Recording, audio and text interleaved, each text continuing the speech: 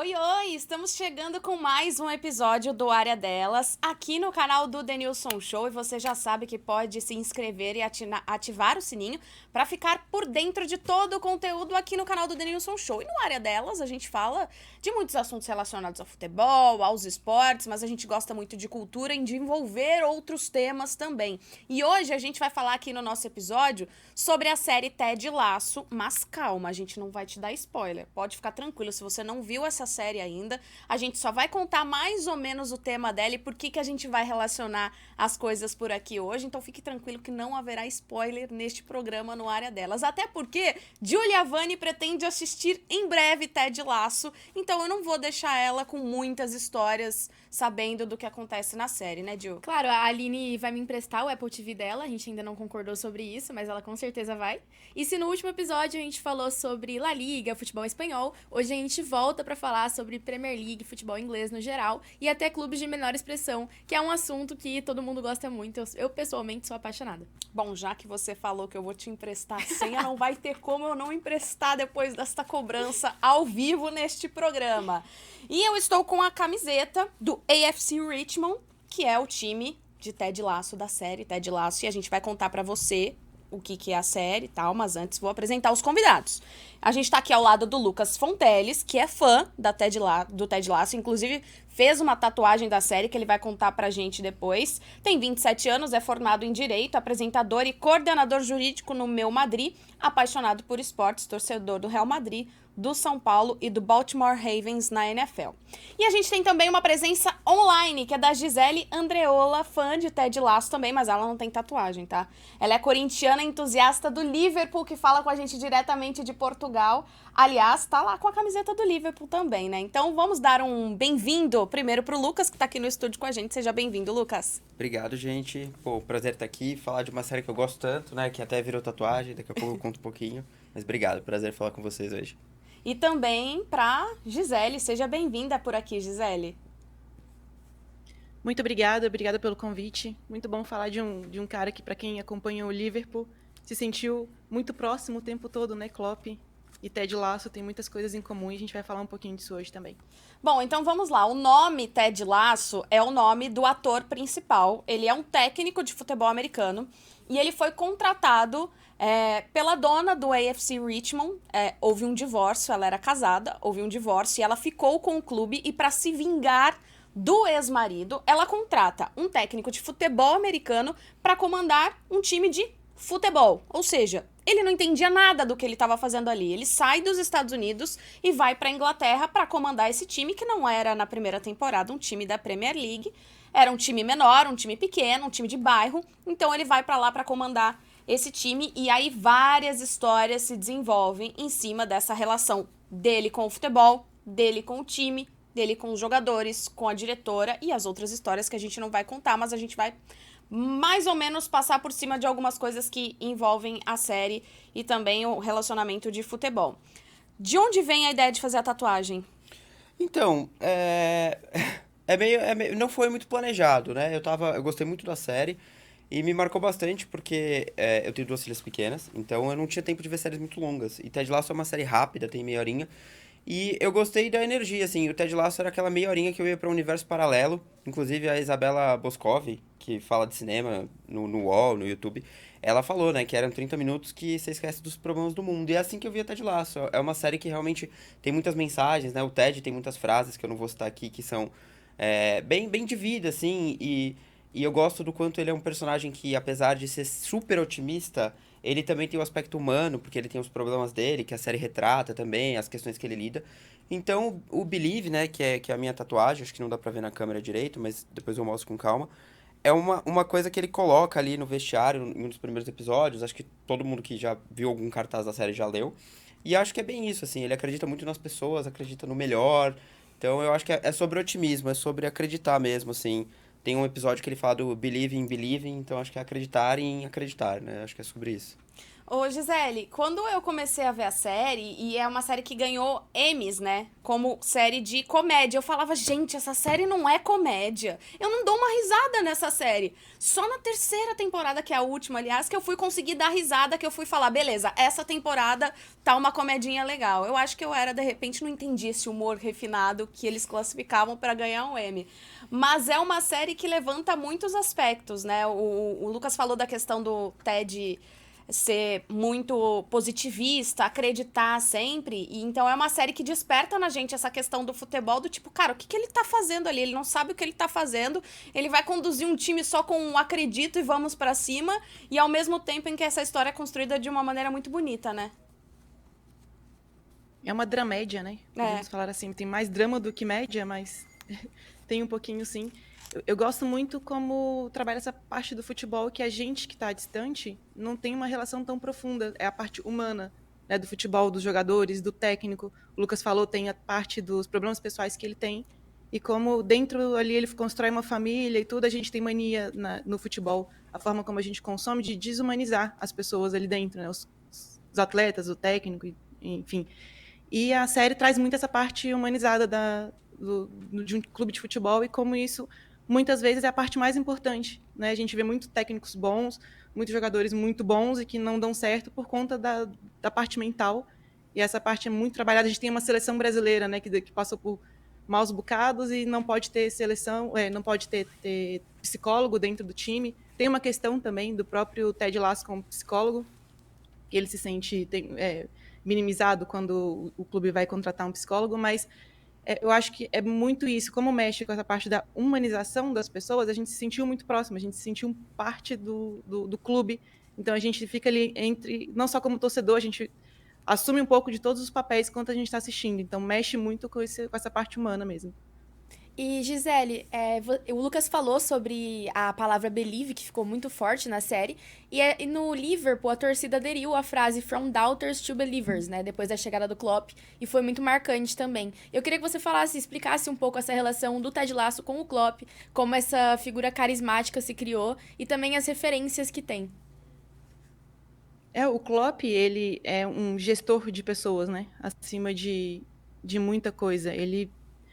Eu vou dar até um exemplo de um jogador chamado Origi, para quem conhece aí a história até da Champions de 2019, que ele solta o Origi. O Origi não é um jogador importante não foi um jogador importante para o Liverpool em termos de ser uma das peças principais do time. Ele nunca foi, mas ele sempre teve o seu valor dentro do clube muito claro e foi decisivo em muitos momentos, com o Klopp só virando para ele falando, entra lá e faça Origi things. Então, é um exemplo dessa parte mesmo emocional e de como ele se envolve com a torcida e tudo. Até quando a gente ganha a Premier League, né, pela primeira vez, e aí a forma como ele descreve isso, que esse clube significa tudo para essa cidade, então tem que significar tudo para a gente também. Então, a forma como ele se relaciona com o clube, com os jogadores e com a torcida, não somente como um técnico, um profissional, mas como alguém que faz parte da família, né? Quando você, em Liverpool, dentro de Anfield, você percebe muito isso. Eles têm muito orgulho de contar sobre como o Liverpool é a maior família do futebol mundial. Não existe nenhum clube no mundo que tenha faça questão de criar esse ambiente de família que existe dentro do Liverpool. Então, é muito pertencimento. Todo mundo que entra ali se sente parte importante em todos os aspectos. Desde quem faz a limpeza, quem dirige o ônibus, o torcedor, todo mundo é parte de uma grande família. Então, eu acho que, principalmente nesse aspecto, é muito próximo. Ele realmente colocou o Liverpool dentro dessa jornada, trouxe os torcedores juntos, foram 4 anos até ganhar um primeiro título, mas ele fez com que todo mundo acreditasse naquilo que estava sendo construído, muito por esse aspecto familiar mesmo. E a gente vê que na construção da série, né, Lucas, eles fizeram questão de relacionar realmente algumas características de personagens com jogadores de futebol também para trazer esse público do futebol, porque ela é uma série de futebol, mas é uma série que aborda muito mais do que isso. Então, por exemplo, o Roy Kent, que é um personagem que ele é mais, assim, turrão, ele é mais bravo, ele tem uma cara mais fechada, mas no fundo ele tem um bom coração e depois a gente fica sabendo de história de uma maneira mais profunda. O Roy tá aí na tela, inclusive. Ele é uma alusão quase que literal ao Roy Keane, o irlandês que foi jogador e capitão do Manchester United por causa do comportamento agressivo e também que eram, né, as marcas registradas dele. E aí a gente tem também o Jamie Tati, Jamie Tati, não tinha como não ficar cantando, que é um dos atacantes do Richmond, né? Ele é inspirado no Grealish, que é estrela do Manchester City, um jovem talentoso que passa por aqueles momentos de arrogância, do cara que sabe fazer tudo, com alguns traços aí de Cristiano Ronaldo também, em certos momentos, né?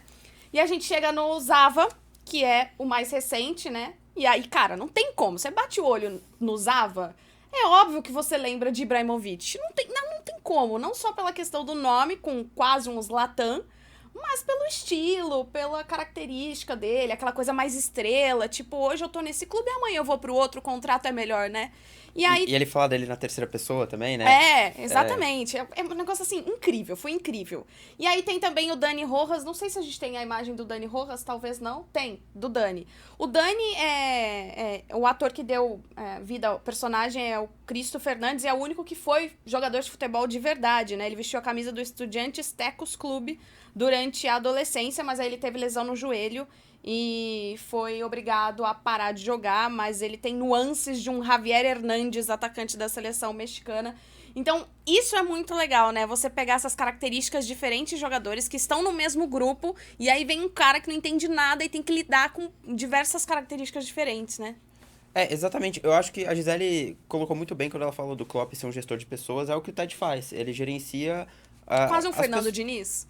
É perigoso. Eu sou São Paulino, então é perigoso, porque o Fernando Diniz deixou marcas, mas aquele campeonato eu não superei. Mas eu acho o Diniz o mais próximo aqui no Brasil de um perfil Ted Lasso, né? Então eu acho que é isso. Eu acho que acreditar nas pessoas e tentar extrair o melhor. O próprio Diniz, agora, quando o Fluminense foi campeão, antes do John Kennedy entrar, ele falou pra ele: você vai entrar e vai fazer o gol da vitória. Ele já fez isso com o Brenner. E é mais ou menos o que o Ted faz com alguns personagens em alguns momentos. Então eu acho que trazer esse aspecto real, de personagens reais, personalidades reais, atrai quem gosta de futebol, porque você pega as referências, mas a série não é excludente, né? Então eu acho que é uma série bem democrática. Todo mundo que eu já falei, assiste essa série e tal, que não sabia nada de futebol, se identificou. Porque a série retrata personagens muito estereotipados. Então, assim, é o que você falou, o Jamie Tart é o marrento, o Roy Kent é a estrela que já tá em decadência e é estressado e cara fechada, mas você vai descobrindo as nuances por dentro. A gente tem outros personagens como a dona do time, que você acha que é uma pessoa durona e não é bem assim, a própria Killy, que tem o estereótipo de, é a Maria Chuteira, e você descobre que ela é super incrível, e logo no começo é uma das pessoas que o Ted mais se conecta, e ele é o treinador, qual é a relação. Então, assim, eu gosto dos desdobramentos que a série traz, e das relações, né? Você não citou o Nathan, mas tem um personagem que também se relaciona com o José Mourinho. Então, assim, eu gosto de fazer essas relações. De vez em quando eu fico até que eu não tentando queria dar achar, spoiler. assim... Desculpa, gente, eu falei. Não, tudo bem, pode seguir. Então tá bom. Eu tento fazer essas relações. Eu acho que o Sam é um pouco do Kanté, assim, que é um bom moço, um menino bonzinho. Aí os outros eu não consegui achar ainda, gente. Mas aí a gente chega lá, E a gente estava conversando no off, antes de começar o programa, sobre essa relação de proximidade que o clube tem com a torcida, né? E você citou, por exemplo, o Juventus da Moca, a Gisele falou sobre o futebol feminino, que ainda é uma comunidade bem próxima, muito pelas proporções, né? Principalmente quando reativam os clubes a modalidade feminina aqui no Brasil.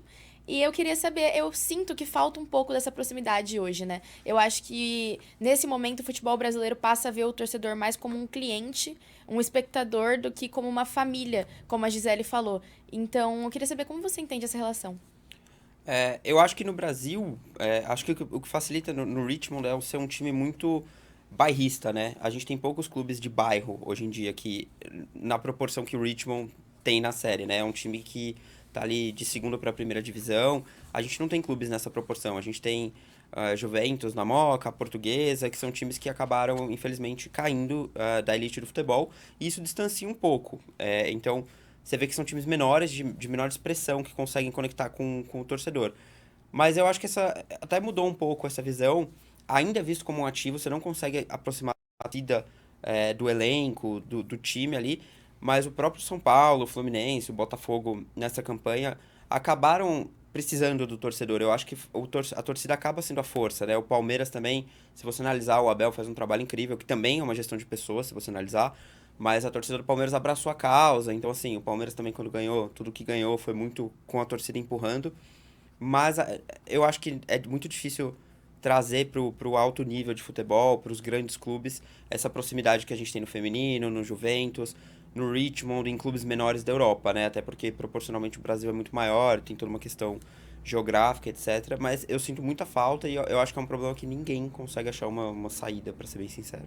Gisele, você como torcedora do Liverpool também acompanhando o campeonato inglês, também sabe muito dessa relação, especialmente de clubes pequenos, né? É o que o Lucas estava falando com relação à série. O Richmond é um clube bairrista, ou seja, é a May, que é a dona do pub, que dá dica pro Ted Lasso, que é o treinador do time, e aí os torcedores mais próximos que reclamam, que sentam na arquibancada para ver o treino que é aberto para eles.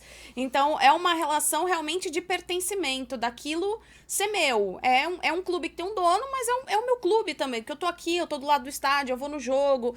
E eu senti isso também em uma visita recente à Inglaterra. Eu tava no metrô e eu vi, assim, torcedores apaixonados saindo do trem e gritando e cantando. Eu, nossa, qual jogo será que é? E eu olhava na camisa, eu não conseguia identificar. E aí eu fui pesquisar e era um clube, assim, de terceira divisão. Então, cara, isso é muito legal, né? Essa paixão realmente de você se dedicar muito àquilo e se sentir parte daquilo, né? Sim, essa questão com o futebol inglês e seus clubes, essa sensação de... A gente tem no Brasil muitos clubes que têm um nível nacional, obviamente que Liverpool, Manchester United, por exemplo, são clubes que têm essa dimensão também, mas lá eu vejo muito mais a aproximação dos clubes pequenos com os seus torcedores do que a gente tem aqui no Brasil, chamadas torcidas mistas. Lá eles são muito mais fiéis ao time pequeno, seja de que divisão for. Eu acho que é muito dessa parte cultural mesmo. Também ajuda o fato de que, por exemplo, a Inglaterra tem muitos times e tem uma competição, que é a competição mais antiga do mundo, que é a FA Cup, que faz com que todo mundo participe.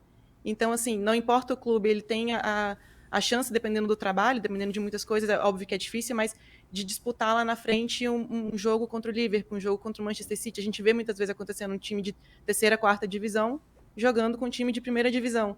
Então, eu acho que essa arquitetura mesmo do futebol inglês promove também, ajuda a promover esse ponto da torcida ser identificada com um clube. De fato, um clube pode chegar em qualquer lugar, né? Pode construir dentro dos seus princípios, chegar longe dentro de um campeonato, ter visibilidade.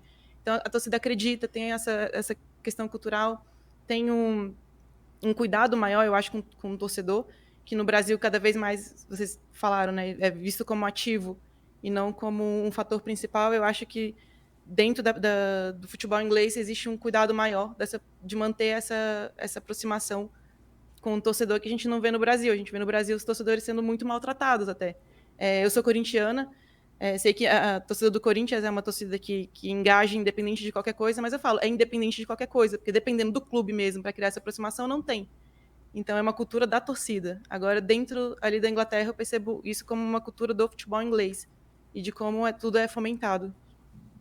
E você falou da FA Cup. Aqui no Brasil a gente tem a Copa do Brasil, só que existe a divisão de potes, né? Então é muito difícil um clube de maior expressão cair no segundo pote. Normalmente os clubes de divisões inferiores acabam sendo eliminados nas primeiras fases. É difícil a gente ter uma zebra atualmente no futebol brasileiro.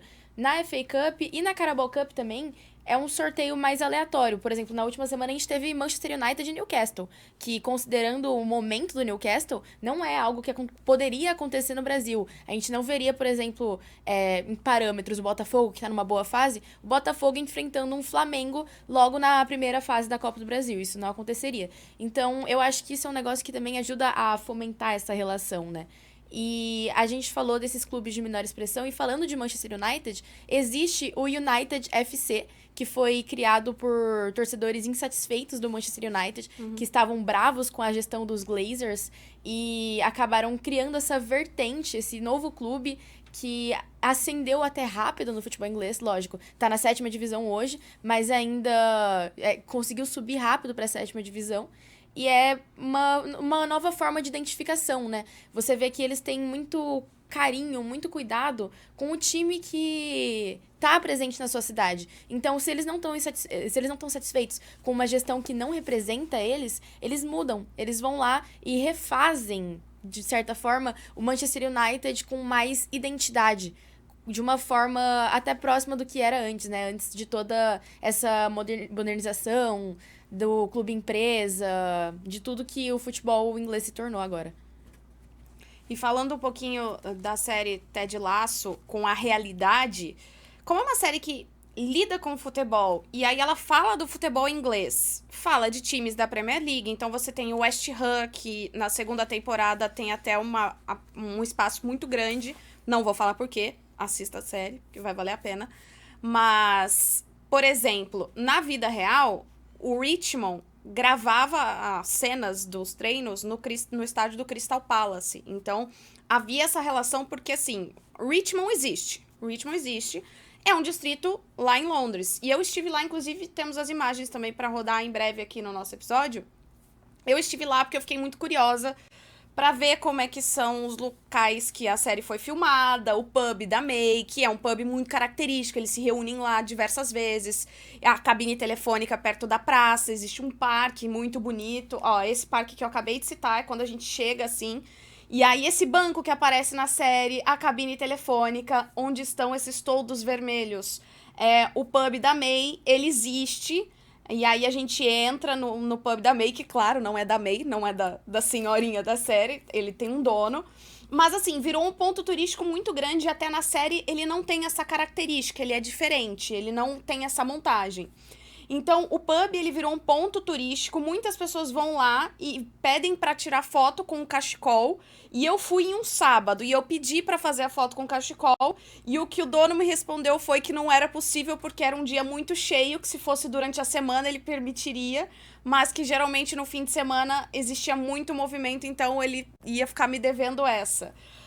E aí essa região é uma região muito carismática, é uma região que atraiu realmente, a gente vê um número muito grande de pessoas, muito por causa da série, e era um dia bonito de sol, então as pessoas estavam passeando com as famílias. Essa é a rua, né, que tem o apartamento que o Ted mora, então tem a porta, tem uma loja que fica em frente, é isso que eu queria abordar, porque essa é a loja, e aí o dono dessa loja começou a fazer os produtos relacionados a série. Então, assim, não é nada da série, não é nada relacionado a alguém. Ele mesmo tem essa loja e falou, cara, eu vou lucrar com isso e eu vou fazer coisas relacionadas à série. Essa é a porta, inclusive, onde o Ted mora na série. E eu fiz uma foto com ele, super bonzinho, assim, e tal. Claro, caros os produtos, né? Porque, enfim, ele aproveitou ali.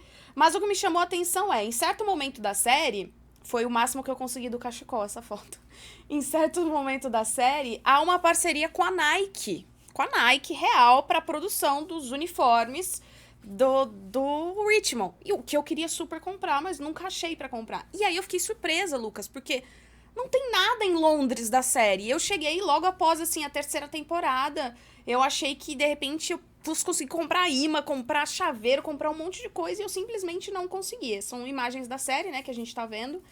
E aí eu não consegui, eu fiquei surpresa com isso. Porque, assim, teve essa relação com a Nike, teve gravação com Guardiola, Manchester City, e eu achei que teria mais. Então eu não sei se eu fiquei com uma impressão errada de que não, realmente lá não é essa coisa que na nossa cabeça aqui a gente achou que seria. É mais uma coisa normal e comum, mas eu realmente achei que pudesse ter mais coisas. Eu fiquei surpreso com essa notícia também, que você me contou aqui antes da gente começar a gravar. Eu achei que teria, porque no Brasil não chegou, e tá até passando a propaganda, a Nike divulgou, né? Uhum. Então, assim, se lá não tem, eu não sei se nos Estados Unidos, de repente, teve mais aderência por ser, né, os Estados Unidos e etc. Mas eu achei que lá teria. Agora, a proporção que a série tomou é absurda, né? Você falou do Guardiola, mas também tem o Thierry Henry, que aparece Sim, como comentarista, super. né? Então, inclusive o meu tênis, por coincidência, é o que o Ted usa no último episódio, quando ele tá indo embora. Eu já tinha o tênis, não comprei por isso. Ó, spoiler. Quando ele tá... Quando acontece uma acabando cena ali lá. uma cena, ele tá indo embora de um local ali, Isso. saindo. E aí, por coincidência, é o tênis. Só que eu já tinha percebido, quando fechou a parceria com a Nike, eu fui rever alguns episódios, né, assim, vi cenas.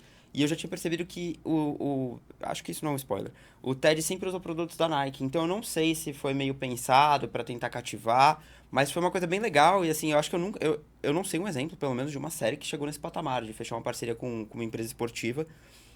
Eu não sei se vocês já assistiram aquele filme Go. Uhum. Então, eu até ia falar isso antes, eu esqueci, que eu acho que o Dani Rojas é próximo do Santiago Munhas ali, é a mesma pegada, mas eu não lembro nem desse filme ter esse destaque todo na época. Então, o Ted é um fenômeno, e acho que a Nike deveria ter explorado melhor o mercado. Eles deveriam Sim. ter trazido para o Brasil, deveriam ter... acho que não seria algo difícil de fazer, né? De ter disponível pelo menos no site. Eu nunca vi em lugar nenhum pra vender. E a série foi lançada já tem algum tempo, né? São 3 2020. temporadas. Mas ela ficou em alta mais agora, né? Nesse ano de 2023. Eu acho que o pessoal começou a falar mais sobre. E eu tô com muita vontade de assistir. Ainda mais por ser relacionado a futebol. Eu adoro tudo que é relacionado, assim, documentário, filme. Tenho muito interesse nessas coisas. E me despertou um interesse muito grande, realmente, pelo que vocês falaram, de gestão de pessoas, dessa relação de proximidade, porque eu acho que ela trata de assuntos que são além do futebol, né? A terceira temporada, Júlia, ela tem um episódio em Amsterdã.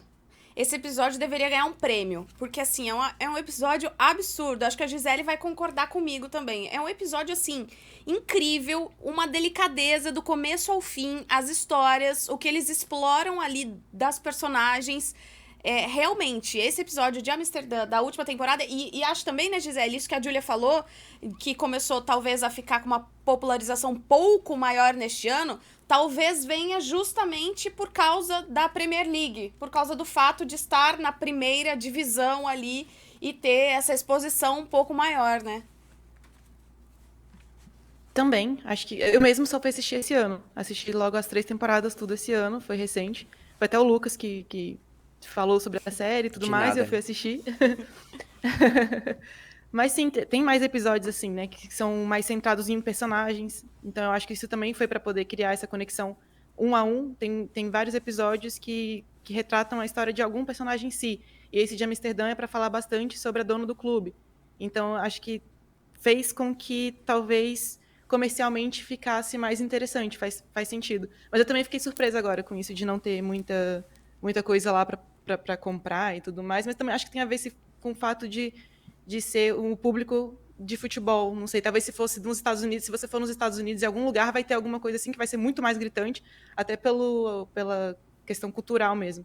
Mas eu acho que depende muito, o próprio fazendo um paralelo com o Wrexham, que teve a série, que tudo, que como são donos norte-americanos, então tem muito mais espetáculo em cima do time do que, né, essa própria série do Richmond. Então eu acho que pode ser muito por aí. Mas esse episódio de Amsterdã é muito legal. Não sei se vocês já estiveram em Amsterdã, mas para quem já esteve foi tipo um pouco de saudade também, tem um pouco de saudosismo de estar na cidade. Então vai aumentando essa questão da pessoa querer estar lá, querer conhecer, querer ver. Então isso pode ser uma virada de chave, sim, comercialmente falando. Inclusive o Wrexham, em algum momento, vai ser tema aqui do Área Sim. Delas também, né? É um gancho muito legal que a Gisele trouxe, porque eu acho que talvez, para um time fictício, que é o Richmond, para um time real, talvez o Wrexham seja alguma coisa que se aproxima. Tudo bem, o Richmond não tem atores que chegam e compram, no caso o grupo do Ryan Reynolds, que comprou o Wrexham, mas é um clube pequeno, de uma 5ª divisão, que consegue um investimento e vai para a 4ª divisão, consegue o acesso, 4ª divisão do futebol inglês, e tem essa relação justamente de proximidade com, tipo, o Ryan Reynolds lá no meio da galera, assistindo o jogo. Então, talvez seja o que, se a gente trouxer para nossa realidade hoje, algo que se aproxima. Eu acho que, agora que vocês falaram dessa série, que eu não assisti inclusive, mas falam que é muito legal, é quase um documentário, né? O Red Bull talvez seja um exemplo que a gente tem, assim, porque eu acho que o Bragantino, antes do grupo Red Bull entrar, era um time mais local, era uma torcida mais regional, então talvez seja o mais próximo que a gente consegue fazer um paralelo aqui no Brasil. Mas eu acho que o que a Gisele falou muito bem é do espetáculo, né? O americano gosta do espetáculo, então talvez tenha mais visibilidade lá. E acho que Uma coisa bem legal que nós brasileiros não pegamos da série, provavelmente, são as comparações do inglês, né? Da regionalidade do inglês americano pro inglês britânico e da diferença do soccer pro futebol de lá, que não é que para eles futebol é futebol americano e enfim, então tem muitas referências regionais, digamos assim, né? Mas eu acho que a série conquista por outros aspectos. Esse episódio de Amsterdã, se eu não tô enganado, tem o foco na personagem que a Gisele falou, na Rebecca, mas ele tem um outro lado ali que eu acho que é o que você tava falando. É, exatamente. Que tem uma outra relação ali que se constrói de uma forma que ninguém espera. Então, e tem episódios que falam de ser uma pessoa homossexual no esporte.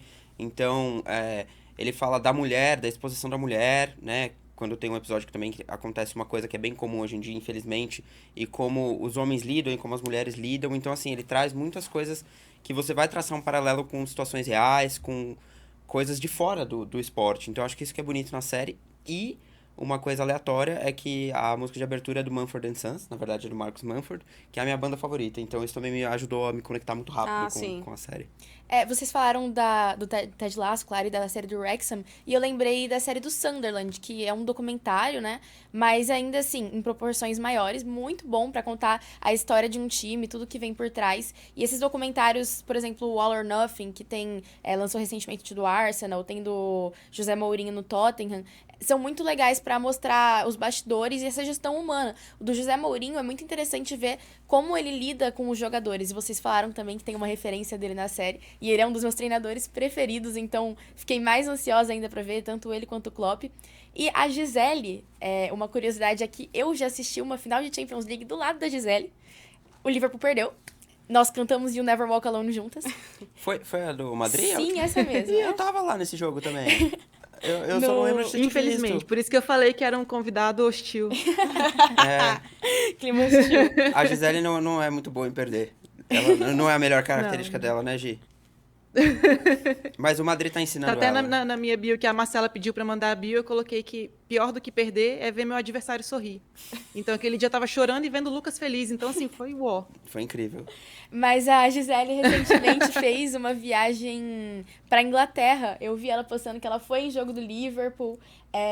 Muito legal. Eu queria saber qual foi essa experiência, você sendo uma pessoa que acompanha o futebol inglês e também fã da série, que conseguiu passar por lá. Quando eu fui, o masculino tava em data FIFA. Aí Foi eu o assisti feminino, um jogo né? do Liverpool feminino contra o Everton. Mas Quanto eu assisti foi, um Gisele? jogo Desculpa, eu não lembro. Legal, foi 1-1, tá? Só que o gol do Liverpool foi mal anulado, diga-se de passagem, muito mal anulado, e ficou 1-0 pro Everton. A gente nunca conseguiu ganhar delas no Anfield. Mas pelo menos já fomos campeões inglesas, né? Já o Real Madrid nunca conseguiu nada na Espanha, então vamos ver. Negócio que foi pro outro. Mas, volta. Conta da experiência, Principalmente Gi. nessa Conta da parte experiência. Sim, dentro de Anfield, principalmente essa parte, fazendo relação com a série, essa parte do Klopp, de pessoas é muito legal, porque o guia que fez o tour lá com a gente, ele fala o tempo todo do Klopp sobre como ele faz questão de se manter no mesmo nível de todo mundo ali, né? Ele até mostra, ele faz umas brincadeiras com o Guardiola, ele mostra a porta da sala do Klopp e fala, se fosse do Guardiola, vocês achariam que seria simples assim? Teria um monte de coisa e tal, mas não, a sala do Klopp, a sala de todo mundo, ninguém consegue entender qual que é, porque é tudo igual, não tem nada de especial pro seu Klopp. Ele pega e fala, ele vem aqui e me trata pelo meu nome, eu aproveitei, passei na loja, comprei essa caneca de Normal One. Ele faz questão de ser tratado como uma pessoa normal. Então, é legal sentir isso. Até pessoas que trabalham no Liverpool, que não são torcedores do Liverpool, você percebe que eles se sentem muito da família. Foi bem legal a experiência. Eu passei 5 dias só, se eu não me engano, em Londres. Eu não consegui pegar nenhum jogo, até porque eu tinha investido quase toda a minha grana no jogo que eu iria do Paris Saint-Germain em Paris, que foi muito caro, porque era o último jogo da temporada, então foi absurdamente caro. Mas eu tenho muita vontade de voltar pra lá e aí explorar Manchester e assistir realmente um jogo que é uma experiência que eu não tive. E eu fiquei com muito essa vontade de ter essa experiência em algum momento. Tem uma última característica, eu acho, de Ted Lasso que eu queria destacar aqui, que é a união dos jogadores. É muito difícil hoje em dia você ver um time que é 100% unido em tudo. você tem ali, claro, um grupo grande de jogadores, você fala de mais de 30 jogadores às vezes, você tem os grupinhos, você tem quem se dá bem com outro colega, isso é normal e tal. Mas é isso que chama atenção também em Ted Lasso, porque assim, tudo que eles vão fazer, eles estão todos juntos, todos, assim. Se precisa apoiar alguém, tá todo mundo lá. Se precisa pintar uma parede, tá todo mundo lá. Se precisa pintar o gramado, tá todo mundo lá. Se é ele que vai bater o pênalti, sabe? Isso chama muita atenção nessa questão do tipo 100%, até mesmo a questão da homossexualidade que você falou que é abordada em um momento da série, como o jogador, ele se sente preocupado de como ele seria recebido também naquela comunidade, né?